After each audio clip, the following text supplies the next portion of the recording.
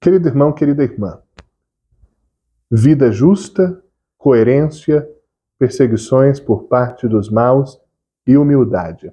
São essas as palavras-chave deste 25º domingo do tempo comum, em que Jesus fala forte ao nosso coração, nos convidando a exercer a atitude de nos fazermos os últimos, os menores, para nos empenhar concretamente no amor ao próximo. A liturgia de hoje é forte, a palavra de Deus é forte e nos convida a uma mentalidade divina, em contraposição às mentalidades humanas egoístas, superficiais e tantas vezes violentas.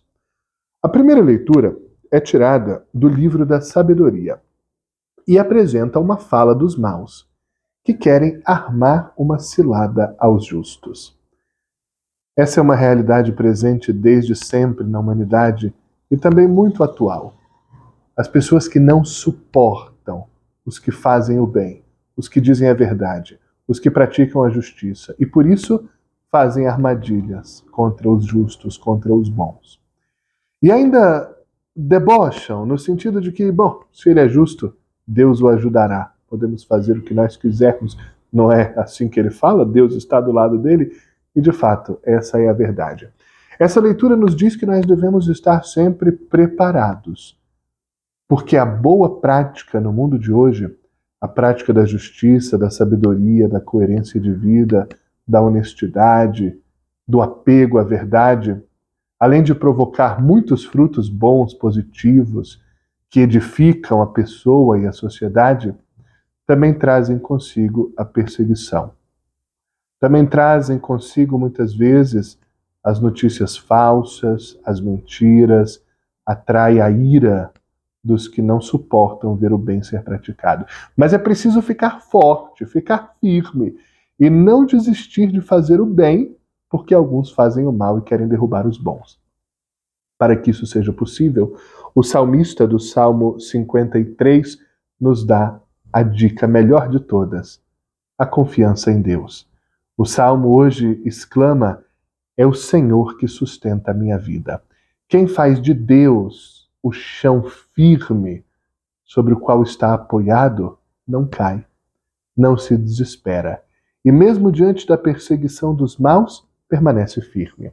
O salmista ainda diz: contra mim os orgulhosos se insurgem, os violentos perseguem a minha vida, mas quem me protege e me ampara é o meu Deus.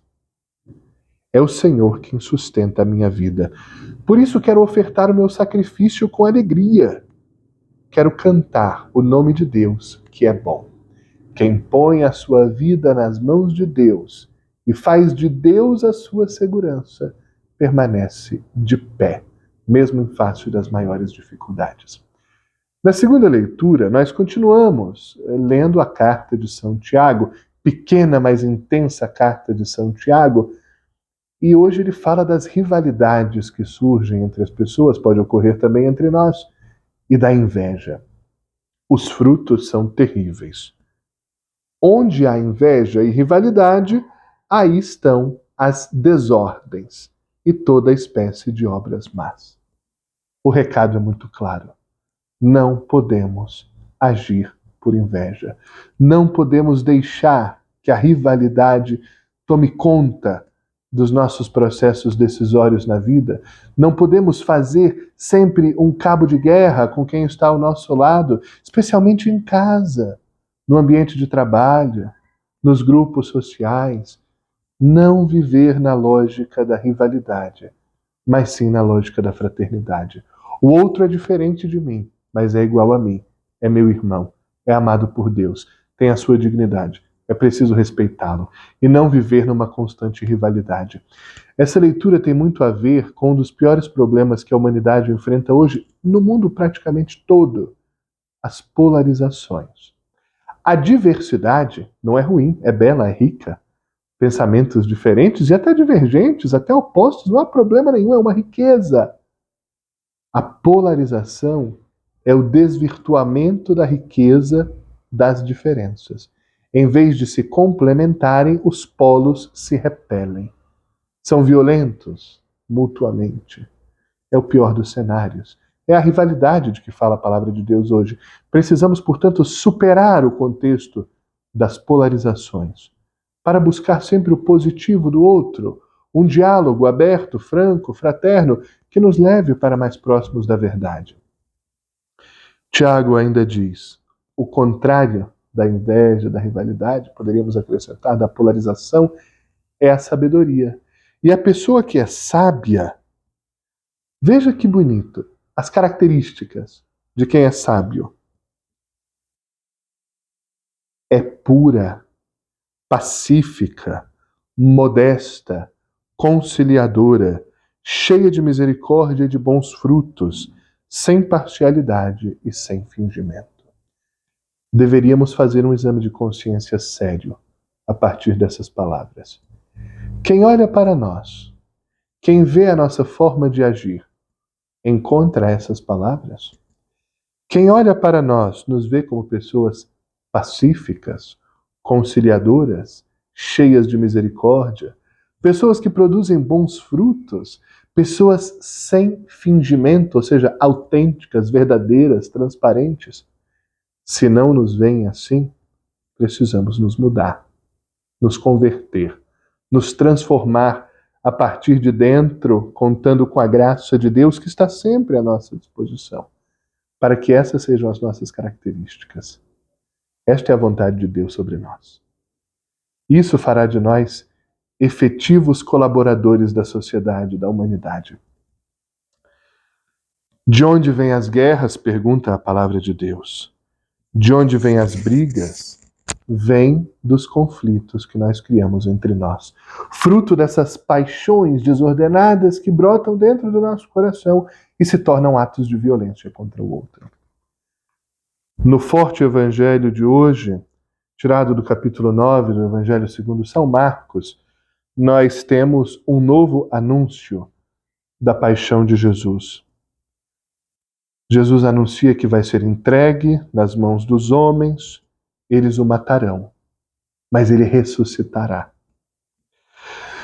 Mas os discípulos de Jesus não compreenderam bem a lógica da cruz, como muitas vezes também nós não entendemos, como é necessário fazer a experiência do sofrimento. É imprescindível para a conquista do céu, já aqui na terra. Os discípulos não aceitam um Messias que sofre, mas é justamente no sofrimento que esse Messias conquista a nossa salvação. E nos ensina como também nós devemos viver o sofrimento, numa perspectiva de doação, de entrega a Deus e ao próximo. Mas hoje quero destacar um outro aspecto deste evangelho. No caminho, eles estavam fora, numa viagem, voltam para Cafarnaum, onde viviam, e no caminho começam a discutir quem era o maior entre eles.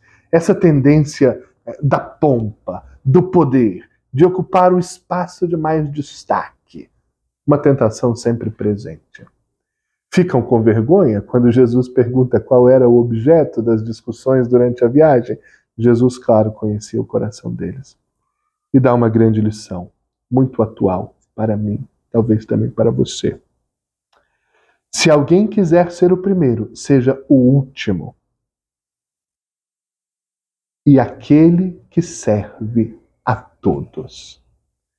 Essa é a lógica de Jesus Cristo. A grandeza de alguém consiste na capacidade de servir. Quanto mais alguém serve o próximo, que próximo? Qualquer próximo. Aquele que se apresenta. Aquele que está diante de nós.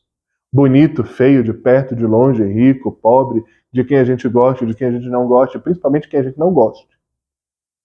O serviço gratuito, generoso e que não espera nada em troca para com cada próximo é a medida de grandeza de Jesus Cristo.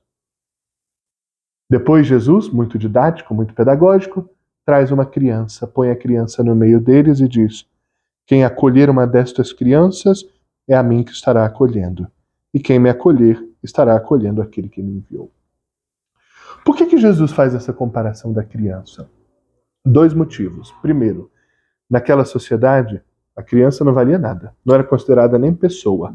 Como também outros grupos. As viúvas, os doentes. eram excluídos.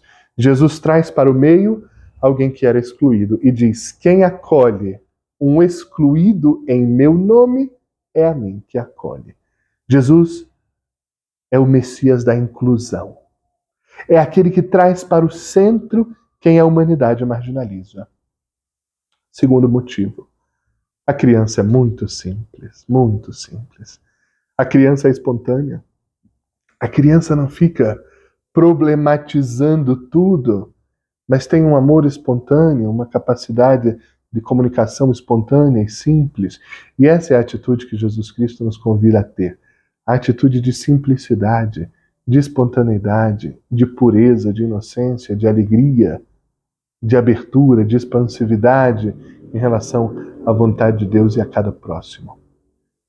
Para hoje, para a semana que se inicia, para a primavera que hoje se abre, sejamos capazes, eu e você, de viver a vida com coerência, nos colocando como servidores de cada próximo, pessoas disponíveis, abertas, alegres, sempre prontas a fazer mais do que a sua obrigação, especialmente no amor ao próximo.